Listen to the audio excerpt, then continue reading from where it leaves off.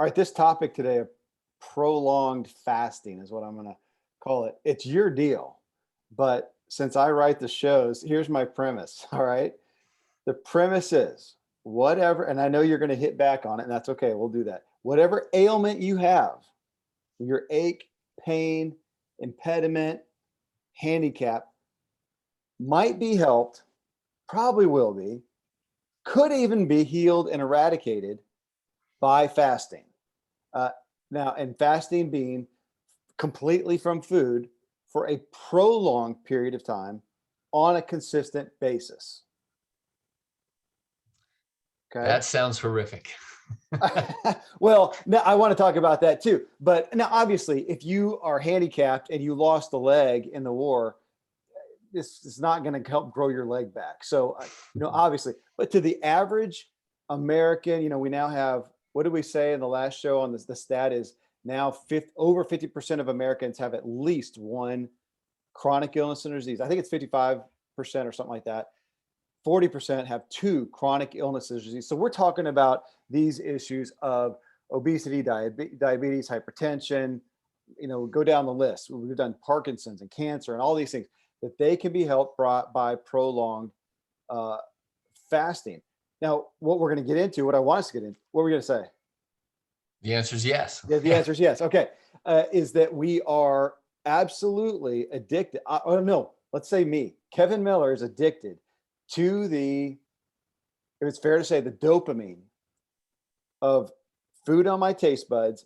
And what I've been thinking about, especially as I'm on this, kind of vacation getaway, is also just that feeling of a full tummy. It's really good. I really like it. But when we're talking about food, and I was thinking about this today, Randy, as I was thinking about this show, and we've talked about that you had a patient and you said, what is your thought when you say the word fasting? And he said terror. And I thought, man, that's pretty, because as I look at some of the stuff, and I know you've researched this so much, but look at that. When we talk about food, it is, for the span of humanity, that is survival. That is, if I don't eat, I might die. I might starve to death for, again, the span of, all time before us, not the past little bit, especially since the Industrial Revolution, where we could have food anytime. And so we're still of that makeup. We're still of that makeup of food is kind of, that's what we do. And in today's world, and that's what you do to fuel everything. So I want to just be upfront with that. This is from an emotional standpoint, I'm not a happy camper with this whole fasting thing. But over here on the healing side, I'm blown away by the stuff you've been showing me and the stuff we've been experiencing. So I'm hoping that's a good preface here. Yeah, my goodness, it's both the terror and the expectation that this is going to do something good, and it will. And just today, new patients who are in that mostly kind of healthy category, and I don't need that. And it's like, well, yeah, no, you don't. In order to not die, in order to be a normal American, you don't need to fast. In fact, that's how to become a normal American, is eat all the time. Yeah. So here we are back to the idea that for 300 years, we're still stuck since the Industrial Revolution with the idea that food meant back then. Now, if you go back 500, 1,000 years, food meant survival. Food meant performance. Food was the requirement in order to survive and do the job and be able to do it again. And now, for at least since, the 60s or 70s in America, it's the other way around. There's too much food, but the emotional part, the social part, the genetic part, even, it's of expecting food, wanting food, liking the full belly, the dopamine hit, everything that is wonderful about food. Gosh, it's so hard for even you and I, and that's where this year, as opposed to the last couple of years, I have so much more grace. I guess that might be the right word. So much more understanding and empathy for people that are just like, oh, I just don't want to. Well, I do too. I don't either. But to go to what you said, I just want to realize, I am you, or we are programmed that we have to eat every day. It is the answer for everything, for performance, for thinking. You don't have energy, you're tired. And it's that perspective. And I was trying to come up with a better analogy, and I didn't, Randy, maybe you do, of, we looked at it. I looked at it as I'm a car, I'm an engine. I have a gas tank. You've got to put something in there. If it runs out, you're toast. And that's any malady that we have as a result of, well, you need to eat, or you need to eat, even the cold, you're sick. Well, you need to eat chicken soup. And Yep. now here we are, and we flipped it and go, gosh, you're sick. Don't eat anything is the best thing you can do. That is just so countercultural to the media, of course. And I was looking back, and I was actually looking back at some of the history of breakfast, lunch, and dinner. And that breakfast, like in Rome, they didn't do breakfast. You just get up, go out, and you work. And then there are big meals in the middle of the day. And they actually frowned upon breakfast. And then it was whatever his name is, John Kellogg, who Yeah. came up with the idea. And this is during World War II that breakfast really came into light. And it's really when the start of media and propaganda. And the guy that I studied, Edward Bernays, who's the guy that during World War II, he helped smoking become a norm, made it sexy. And he brought smoking, and he was brilliant. That's when breakfast came in. Now people are going to hear this, and it sounds so bad, conspiracy theory, and these skinny, radical guys are talking about this. But man, to look at it, because ultimately what we're looking at is saying, okay, folks, if it sounds bad, have you looked at the stats on American health? It is diabolical today. We are killing ourselves. And now as you're looking at this, we are overfeeding, and it helps me to look back on going, why did we come to this norm that shouldn't be normal? And you just said a minute ago, the normal American. I don't want to be the normal American that you and I are 50 now, and the normal American is not going to ski, as you just did a couple of days ago. They're not going to ski. They're not doing all these things that they used to do, and they're expecting cognitive and physical decline right now. Pretty much at this point, it's just kind of a slow thing, and we get to that point. I'm in Florida right now. Love it. Having a great time. It's a lot of old, heavy people who are moving really slow. I mean, I don't want it. I don't want it. So if you're listening to this show and you think that's okay, I don't know why you're listening to this show. If you're looking at that and going, no, I want to be the anomaly, which I have seen as well. And I've seen the 90-year-old spry man and woman, very rare. And I want to be them. Why wouldn't I? So here we are.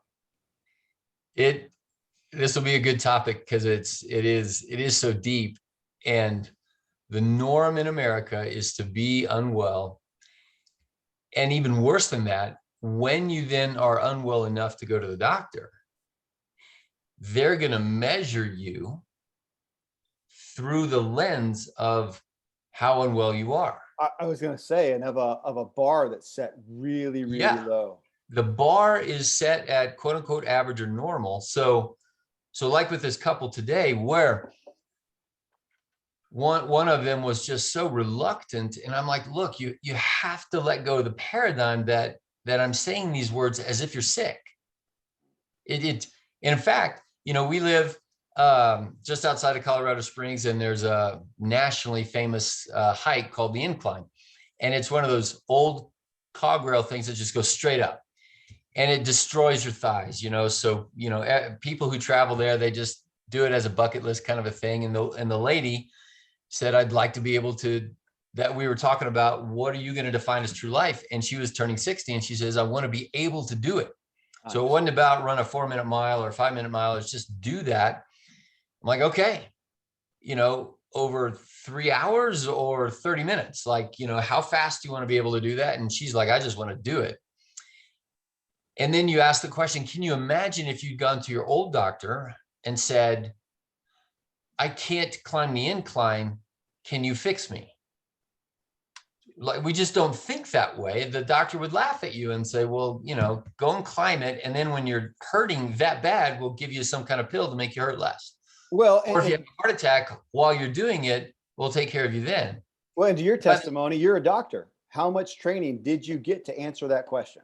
Oh, zero. It's just so my own paradigm shift has been to no longer talk to people through the lens, through the paradigm of we're going to mark how ill you are. and to shift that over to how well you can be, or the words we're using a lot now are resilience and capacity. And that's the homework for people to do. Yeah. Well, that brings up today's topic is 1,000 years ago. And I told the patient today, because he was kind of a buff, athletic kind of guy who prided himself on his 60-year-old skiing in his case. But when I brought up fasting, he's like, oh yeah, no, I can't do that. And I'm like, well, what if I said to you, hey, we're going to go skiing, but, you can't come if you have to carry a backpack full of, food and candy bars or whatever, because you can't handle it.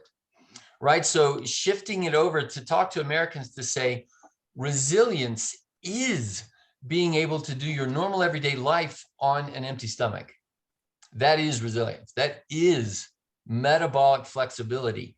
That is capacity. And by many, many markers, if we want to go back over into those pathological biomarkers, the person who can do that is by definition far less likely to have those chronic diseases that you started off talking about, of diabetes and cancer and whatever.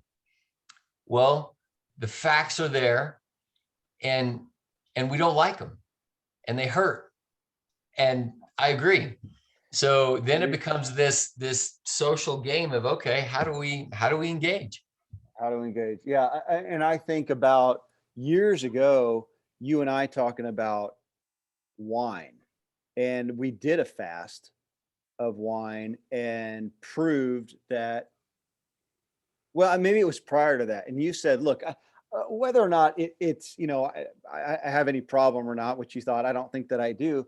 I still don't want it to, you said that, I don't want it to control me. Can I have a nice evening and a nice meal without wine? Am I that dependent upon it? And we talked about the same thing with, morning devotions and coffee and whatnot. And for that purpose, that was one of the motivators to abstain for a while, just to say, look, I'm going to prove to myself that it doesn't have control of me, for one. And two, that I can have joy without it. Well, so the same thing, because I think of so many, and I pick on guys especially who are prideful in so many things, to say we've proven. I mean, we know that we know. I think we could say this, right? That we do not have to have food. We can do without food. A human being should be able to go without food unless there's something wrong. So a fairly well person should be able to go without food for, what would you? I mean, I know we can go extreme and say people have done it for 30 days, but the average fairly well person should be able to go for what? What would you say? 3 days without food and not have any big adverse. Yeah, I'd even go 7. They're gonna have, it would be kind of like, taking an unexercised person and saying, well, if we say, okay, let's walk a mile or 2 or 3, at what point are they going to be, is there going to be a problem? Is it going to be at mile 9, 10, 11, 12, 13? I mean, at some point, sure. So that's a grayscale, but I would say it like this, that look, you're not going to do any lasting damage or harm, even if you go 7 days. Mm-hmm. So I just had to almost have a throwdown with a patient the other day who said, no, you looked at me like I'm crazy. You've got to be kidding. Like, I'm going to lose muscle mass. And I'm going to look somebody in the eye and say, no, you're not. That's what the culture thinks. And granted, if your goal in life is to be a muscle building, if you've got a competition coming up next week, okay, now's not the right time. We're not talking about that. But is it going to give you some kind of disease? Are you going to get a muscle wasting disease? Are you going to break down your lean muscle or your lean body mass? And you're just not. The data on, I mean, again, could there be one person out there that proves me wrong because their metabolic physiology is a little bit off or wrong or different? Of course. But for the average person, like you said, who's generally on the well side, you already can do this. But just like the guy who's been sitting on the couch, if I know he can walk 5 miles, he's not going to have a heart attack, but he's going to be really, really sore. Yeah. And so the person who's out of fasting shape, you're going to have some symptoms. And we'll talk about those today. Like it helps to understand, well, what can I expect as I'm training into this? Because then it's kind of like, if a guy who's going from a couch to the 5K, if he starts his training regimen, and let's say he does a half a mile walk or jog, and he says, it's really clear that God doesn't want me to exercise because it kind of makes me sweat and I don't like to sweat. Or my muscles get tired and I get short of breath and I get out of breath. So God is clearly telling me that my body is not built for exercise. Mm-hmm. And on the fasting side, people say, oh, I get hangry. And in this case, the wife nudges him in the shoulders and says, oh yeah, do I have to be around while he's fasting? Yeah. I was like, well, that's a symptom. So train into fasting enough to train that aspect out. What are some of the other things you've heard? I mean, I assume I've heard, and I've even felt sometimes, and it's probably because I'm doing something wrong. Maybe I feel a little bit lightheaded, or again, just something when you're so consistently. I mean, are there literal with a drug? I mean, you're going to expect a withdrawal to some degree. Yeah, we can say the number one drug in America is sugar, and a subset of that is food. Well, okay. So what you said there, is it fair to say, or is it correct to say that if you have a diet higher in certain things, sugar maybe being number one, you may have more adverse effects, feelings from stopping eating? So again, diet dependent, you may have more because your body is more accustomed to that quick hit. Okay. Sure, absolutely. So to the person who feels like they need to eat every 2 hours, they are going to likely be more symptomatic faster. And so my recommendation to them is to say, well, just like if we talk to the guy on the couch, if he happens to be 400 pounds, it's just going to be a totally different discussion compared to the guy who's at a normal weight and he's only maybe 6 months out of shape. Yeah. Right. So same thing. If we're talking to somebody who's never been past, 12 midnight and 6 a.m. breakfast food window, then he's so out of fasting shape that we want to lean into it a little bit gingerly because, and you asked about the symptoms, I would say here they are. So hangry is probably number one. People say, oh, I just get irritable. I'm just hungry. And if I'm hungry and I don't get to eat, I'm just irritated. It's like, all right, that's, Snickers makes the famous commercial, you're not you when you're hungry. Yeah. And that's true. Yeah. And that's pathology. We have a whole commercial built on a pathological statement and they're proud of it. And it's probably a good commercial, meaning people buy Snickers. Yeah. So hangry is probably number one. And then 2, 3, and 4 are probably right there with it.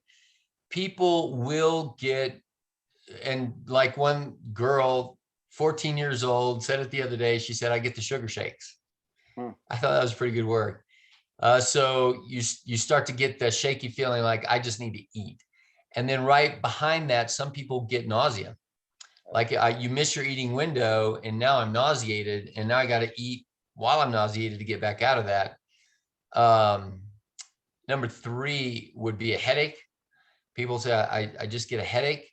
And then number 4 would just be tummy pain. I feel like I'm in pain. My tummy's growling. I get this sense of a hunger pang, P-A-N-G. Yeah. And, most kids will call it a hunger pain. And so all of those, I'd say, expect them. They're going to happen to some degree. And then no different than if somebody's going to go out and go on a jog, I'd say expect to breathe heavy, expect to sweat, expect for your muscles to be fatigued the next day, expect to need to recover. That's pretty normal. And so the next layer down, and you and I talked about some of these when we did our longer ones, is getting cold. That was kind of the thing for me, is I had another blanket on at night. And the likelihood there is as I'm getting into day, 3, 4, 5, my fuel converting efficiency, getting into the deep freezer of stored glycogen, of stored fat, which I don't have a lot of. So maybe that's also, should I not go that far? And I would say, yeah, I shouldn't go that far very often. but I think I still should touch into those areas periodically. So getting a little cold, it always does a number on your thyroid. So thyroid numbers will be abnormal as you hit 3, 4, 5 days. Another thing that I had, your electrolytes are gonna go abnormal as well. And I think not because that's what fasting should do to you, but because I was out of fasting shape. So then hit day 3 and my ankles would swell. So if I'm going to do a modified fast, I'm going to add electrolytes into my water. And my hope is that as I hit 55 and 65, that I could do a 3 to 5 day fast and not have those things happen. Yeah. Meaning I'm more metabolically resilient. So those are the things that, as we coach people into this therapy of fasting, expect these things, plan on them. And especially those top 4, what I tell people to do is say, okay, look, especially as you're training into it, don't have super important things to do. Like don't have a job interview or something like that. Maybe it's a normal work day or a normal Saturday. For me, it's easier to fast on a busy work day. Yeah. But I give myself grace that if I feel yuck, then you're able to, and I would say, okay, take 15 minutes, drink a glass of water and lay down. Just go lay in the sun, just go lay down. Just relieve yourself of responsibility for 15 minutes. And almost every experienced faster will say it's a wave of a symptom. And it's kind of like I imagine, being stuck in the ocean as the tide's coming in. This is a terrible thought. But if your feet are stuck and a wave goes over your head, you're like, all right, I know the wave is going to go back down again. Just hold your breath for a while. And then it passes and you go back to work. And I'd say almost everybody says after they accomplish, and in my office, John, your family also, people would say after hitting day 2 or 3, they'll say, gosh, that is not as bad as I thought it was going to be. Yeah. I thought it was going to get, if my normal 6 hour, I haven't eaten for 6 hours, I have a hunger pain. If that's at a level of here, then 12 hours must be here and 20 hours must be here. And it just gets worse and worse and worse.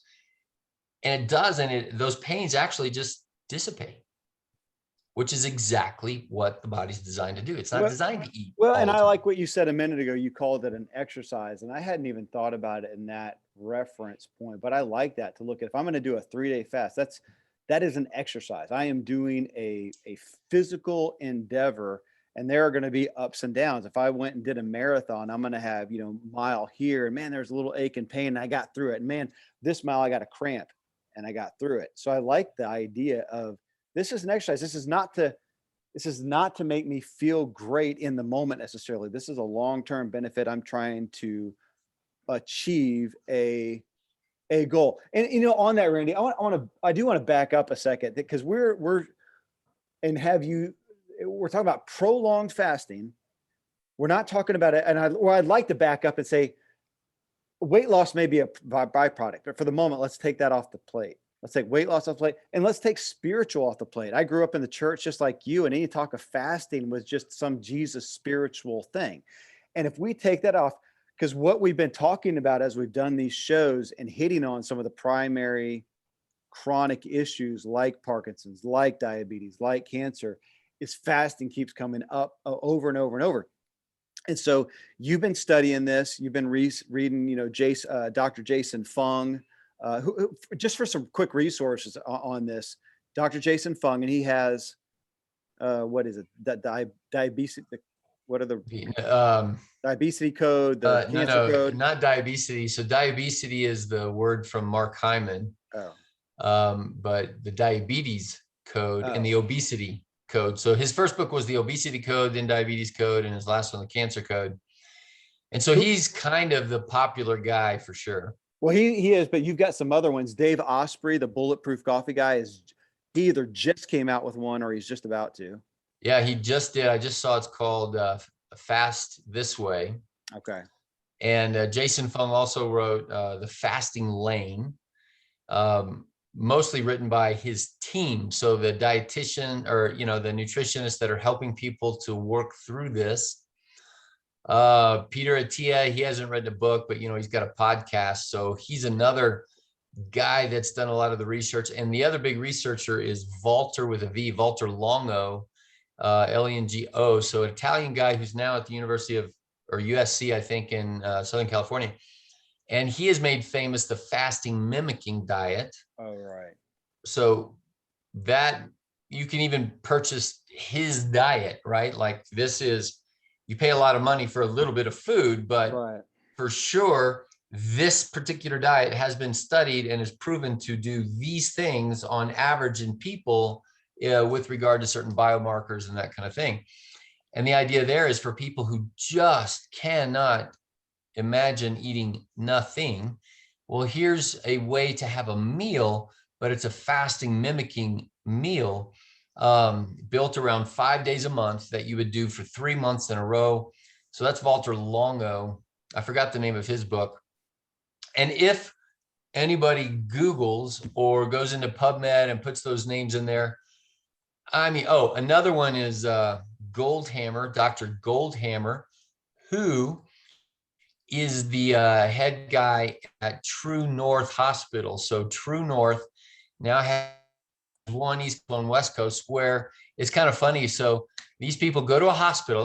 It's a hospital, and you pay a lot of money, and you go there, you be in a room, and you just don't eat. Minimum 7 days, maximum 40 days. So it's like, just don't eat. Now, of course, these are sick people, and they're watching their vital signs and stuff like that. And it's kind of funny because you go to the hospital and you don't eat, but every day there's a cooking class and there's a nutrition lecture and there's the exercise.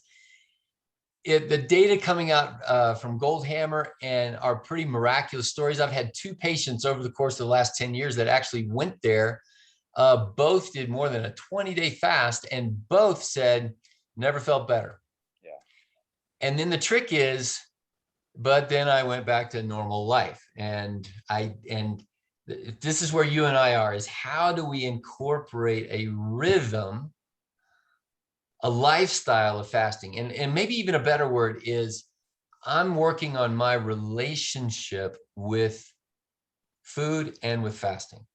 Well, or back to, or go to the root issue, like you said before, of I'm working on my resiliency. I'm working on my health. I'm working on my, the guy you talked about, Dr. Longo, the longevity diet. Is that right? Or intuitive fasting? Is Will Cole.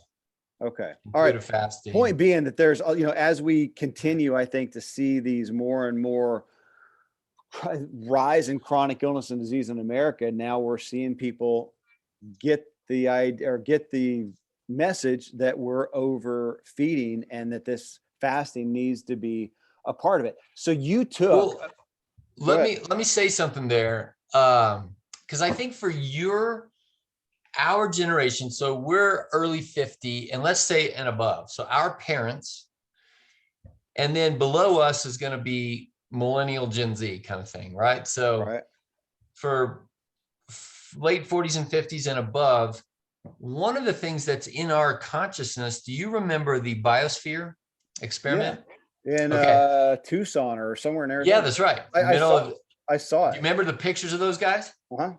Look like concentration camp dudes, right? Uh-huh. Look awful. And they all came out of there saying, yeah, no, we're done. So here's 2 points to make. There's no doubt about this statement. If you said, what's the one thing, if we imposed on all humans, that would lower chronic disease and increase vitality and longevity of life, the one answer we can say categorically is calorie restriction. Mm-hmm. But nobody can eat that way. Nobody can, because also once you normalize, let's just say you go to 80% calories and you do that for 10 years, well, do you have to drop down another 20% to maintain calorie restriction? Like, where do you stop? Yeah. Calorie restriction doesn't work in the real world. If by real world, we mean people with families and going to work and going on vacation and people that get off the wagon train and all of that. So in the real world, now, if we forced it, if we were all in jail and you calorie restricted people, they'll be better. Like we can do with rats and mice, but you can't do that with humans. So, but does it work? Absolutely. And we know why it works, but it doesn't translate into the real world. Nobody lives that way. But you and I can come along and say, man, I like wine and chocolate and coffee and those things enough that I want to fast from them sometimes so that I can enjoy them appropriately for the next 30 years. Mm-hmm. And we need to just put food in the category. So I like food enough that I want to learn how to fast, to be resilient, so I can eat well and increase my resilience and capacity over time and have confidence in that direction. But I'm not going to calorie restrict forever. I know that. But I can periodically just not eat. Well, so let's talk about that, because I mean, you said I like food, and my thought was I like performance. I want to perform well, and everybody's got their level of what that means to them. Just like you said, the lady who wants to go up the incline, which I think is like 2,000 feet in a mile or something like that. It's steep steps. Does she want to do that in 30 minutes? Which I about annihilated myself to do it in just under 30 minutes. I think the average is probably, hour and a half or something like that. Or does she want to do it in 3 minutes? Depends on her performance. But I mean, so many of the folks that come to you as patients, and to some degree me as well, I just want to feel good. I do not want to feel bad. And the weller, as Dr. James said, the weller I get, the more sensitive I am to feeling bad. And I want to feel even better. I want to feel, how do I want to feel today? Perfect. I want no aches. I want no pains. I want no brain fog. I want to be, I'm here on now I'm on a writing getaway. So tomorrow I want to wake up and I want to have full capacity as possible of my brain, critical thinking, creative thinking. I want all that. I don't want to wake up tomorrow. I don't have any list that says, okay, what deficiencies are you okay with tomorrow, Kevin? I don't really want any. And so how much brain fog are you okay with? None. Right. Yeah. How much chronic joint pain and how much? Okay, I've got another cultural, this is probably a sign that I watch too much TV, right? I think it's Geico. You know how Geico has these goofy commercials that lead you astray and have nothing to do with whatever. Okay. But it's the one where they're trying to teach middle-aged people to not be their parents. Okay. And I kid you not, Kevin, because we've talked about this. And so the teacher is kind of standing there, with the critical eye, and the student, who's a slightly overweight, kind of middle-aged guy, he sits down and he goes, "Ugh." And the teacher looked at the class and he goes, "Did you hear it? Did you hear it?" No way. It's like, do you hear your parents? Oh my God. And then the Geico comes on and that's oh my gosh.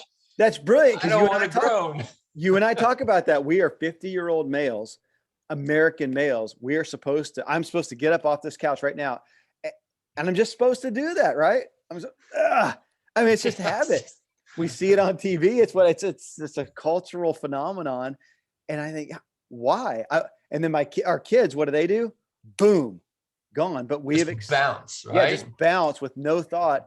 And then and then there's always the anomaly, because it's not normal anymore. And then a 90-year-old guy or girl that can do that. I mean, it exists, but we just say, oh, that's just good genetics. That right? guy's just lucky, good genes. Just lucky. And again, we're not being, we're not trying to, we're with all compassion towards people who have had, been victimized by things and have things, but most of us are victimized in America by ignorance. We just don't know. That's the point of this show. It's the point of everything that you and I read, and we're students of, trying to eradicate our own ignorance. There's another question. Kevin, how ignorant do you want to be tomorrow? I don't want to be any, but I know I have no idea how ignorant I am. It's dramatic, and I'll be learning till I am 90. Well, but to look at this, you said a relationship. Well, I don't know. We talk all the time, but the relationship with fasting, with calorie, what did you say? Calorie depletion, with Calorie restriction. Yeah. restriction, right? You said that we can't do that all the time. Now, you have just taken a group of people, and I started late in the game with you guys of doing, in essence, 3 days a week, but it was actually longer than that. You actually went to 84 hours. I want you to explain why that, but you had them doing that, have them doing that for 90 days. And then that was the end, in essence, of the exercise. So I joined you guys later in the game and did it for 5 weeks, or maybe I hit my 6th week before I went on vacation now, and I'm not doing it currently. But I'll get back on that. But then it was ongoing. What am I going to do? And I think my decision is that ongoing, and I'd like it to be the rest of my life, that for the most part, even if you go with the 80-20 rule, 80% of the time, I eat Sunday night and I don't eat again until Tuesday morning, 36 hours. So that's calorie restriction, but that's 1 day a week. And it did make me, you were talking about something earlier, and I thought about back in my pro cycling days. So when we're in race season, which right now would be race season, Monday would be a rest day because we did a big day, a race the day before. We may not ride at all, or if we do, it's going to be 10, 20 miles, super slow, no exertion for the most part. It's recovery. Tuesday, based on our recovery, how we felt, it was a specialization, sprints, hill repeats, something like that, not too super long. Wednesday was LSD, long, slow distance. So it might be 3 hours, 5 hours, whatever. It's just endurance riding, not super hard. Thursday might be, or if we're going to race on Saturday, it's 2 days before, it might be a kind of a rest day again, kind of like a Monday. Tuesday was, we usually do something just a real short, not too taxing, but just wake the legs up, make sure that we're not going to be rusty. Saturday, Sunday is just full on out, racing. So that's what we did. Well, here I am with food, and I have breakfast, lunch, and dinner and snack every day, every week, every month, every year. Why don't we, back to your thing of cycling or having seasons for certain foods, why do I not have a season for I eat? Yeah, you know what? Saturday and Sunday, man, I usually eat a lot. It's family, it's festivities. I eat a lot. So on Monday, I just don't eat. I give my body a break, just like I did with cycling. Tuesday, man, I want to make sure I get a lot of vegetables. I'm just thinking this. I'm thinking out loud now. How great would that be? Tuesday, man, that's vegetable day. I'm going to eat nothing but vegetables, tons of vegetables. Wednesday, that's the middle of the week. I'm going to have a glass of wine and maybe something good, tonight. Not too much. It's the middle of the week.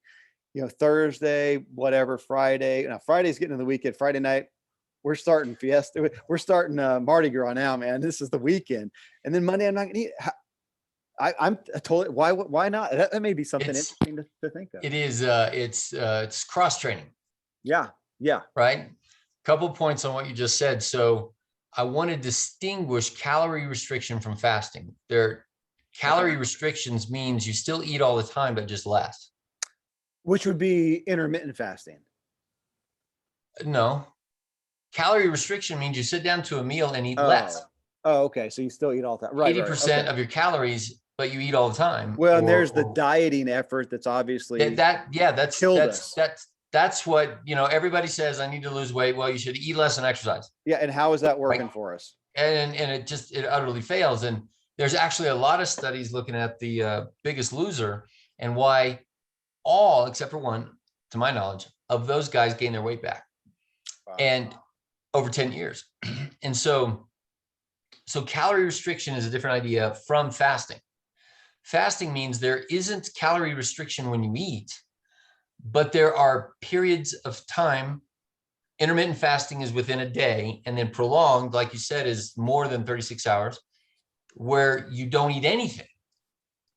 And so that's what you just described. And then this idea of cross training and how that's good for the muscles, where Tiger Woods needs muscle memory for this golf swing, right? Like he doesn't care about his tennis swing, but in general, for longevity and health and all that, if you're not a super subspecialty athlete, you want to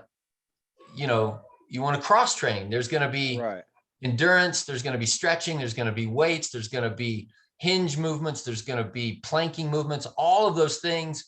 You would never say, well, the best exercise is planking. Number one, it's what you'll do. But then after that, if you'll do all of these exercises, then we'll do all of them. Yeah. That's going to equal even more resilience and capacity. And well, and an overall, if we're going to say what's the best overall athlete, it's a CrossFit. It's the well, who do we call what's the title? Fittest man or something? No, it's who gets the title of the greatest athlete alive? Decathlete. Yeah, the decathlete. Mm-hmm. Well, he's going to get smoked if he goes up against any specialist. Absolutely, yeah. And so, but I've always had a special place for that decathlete guy, because it's like, I think there should be another title, because I can't do anything in the decathlon, but I could beat that guy in ping pong. Well, and I could beat that guy. Yeah, exactly. Well, even as a pro cyclist, one of my closest friends who was on the national cycling team, then he went over to be a triathlete. And man, my reverence for him as an overall physical specimen went up. Man, overall, he was amazing. Now I might, best him just in cycling, barely, as a specialist. Right. But that he could do all that. He was much more physically able. Yeah, we as pro cyclists in the off season, we go play racquetball and we're destroyed the next day because we don't use anything but the exact same, specific muscles every day. That's right. My brother-in-law, 30 years ago was a Division I football player. And this is when he was dating my sister. So I was home from college or something, and we're going to go out, go over to the Y, and so we're just kind of goofing around, and we're going to play racquetball. So we go in there, and he's not good. Like he's a Division I athlete, but he's not good at this sport. Yeah. And I'm bored out of my mind. And so I'm like, all right, well, let's at least try to get some good kind of exercise. So for 5 minutes, just don't ever stop hitting the ball. And of course, I'm the brother-in-law, or almost, right? So there's no way he's going to quit.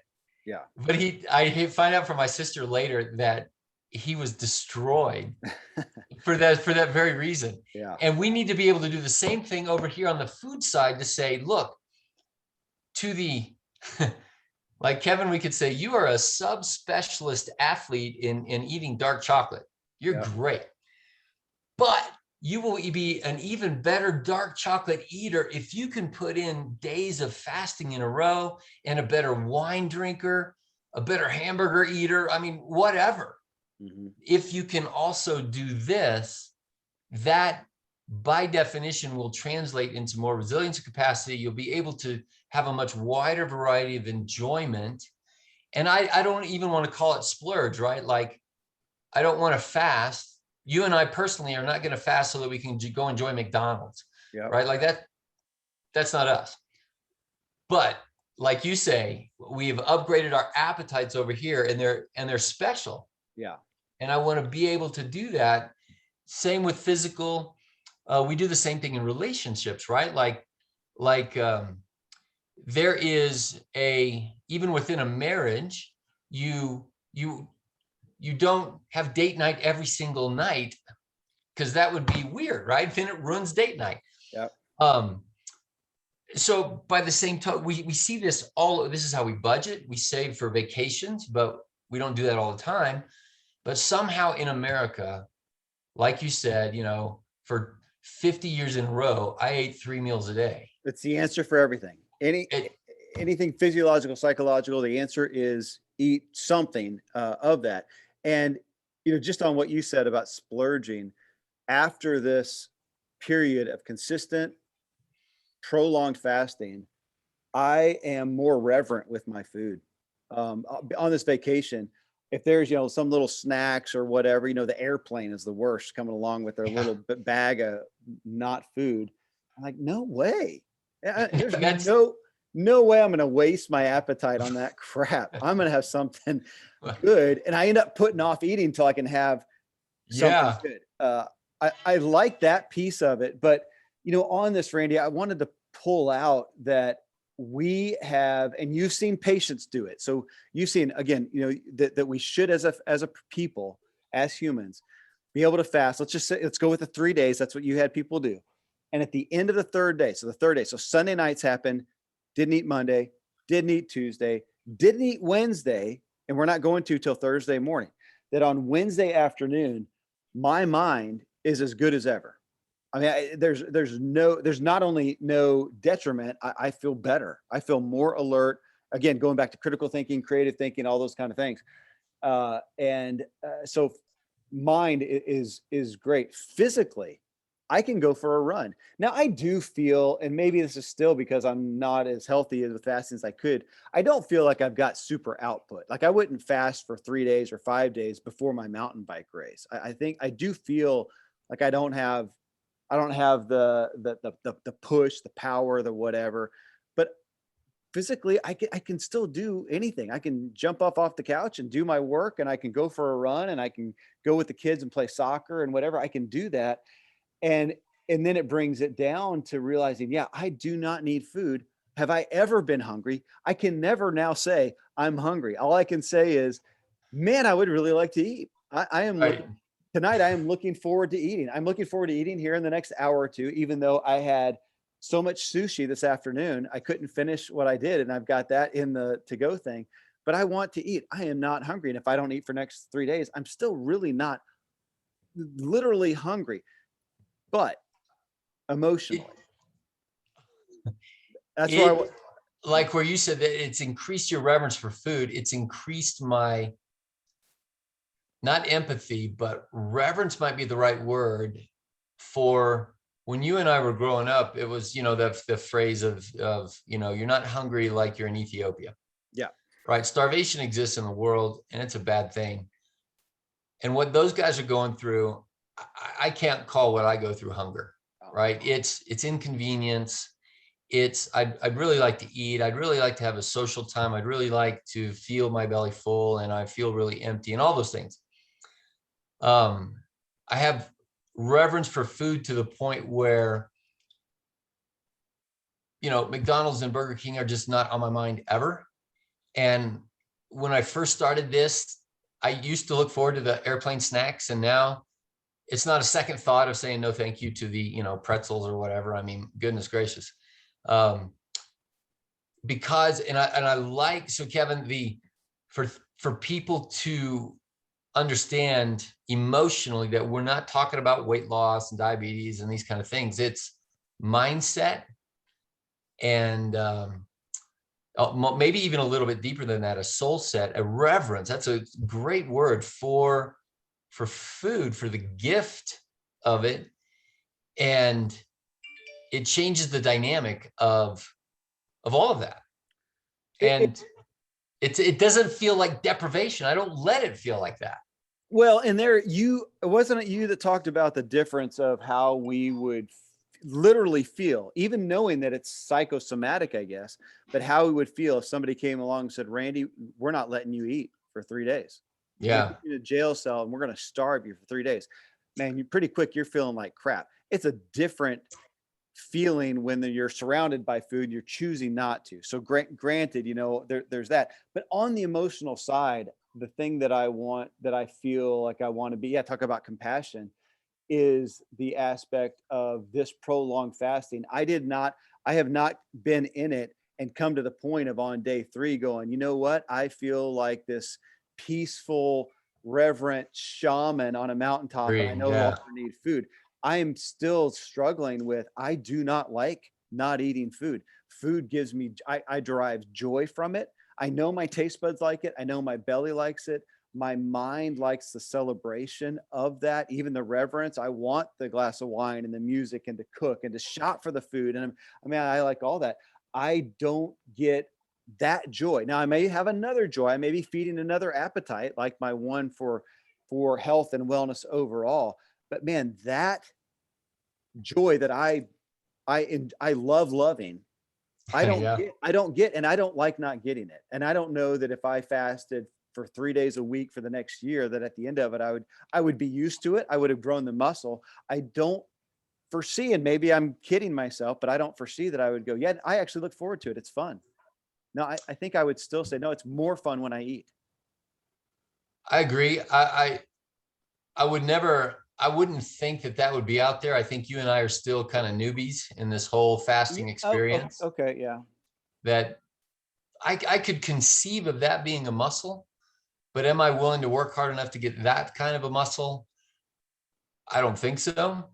But as my journey on this pathway started in my mid-20s, it was a big, I keep mentioning, Burger King, because it was such a, me and my guy friends, like, that was tradition. We loved it.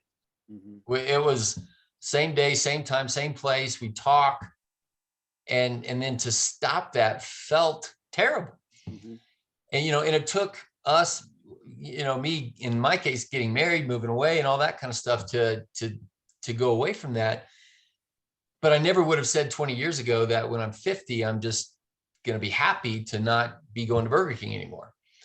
Well, that being said, yeah, I think we're actually in a place where not many people in American history have ever gone to this other place to where it became the norm. No, you think of the, kind of the Asian Eastern medicine type thing, and maybe the old, like you said at the beginning, we think of monks. Yeah, exactly.